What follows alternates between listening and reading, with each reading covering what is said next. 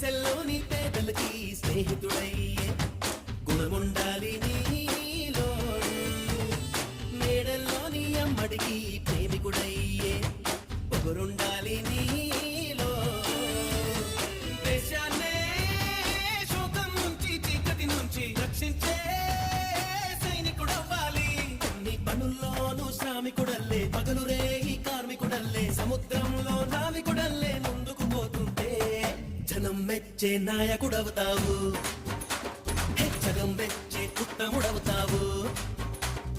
ప్రపంచంలో దేవుడివవుతావు.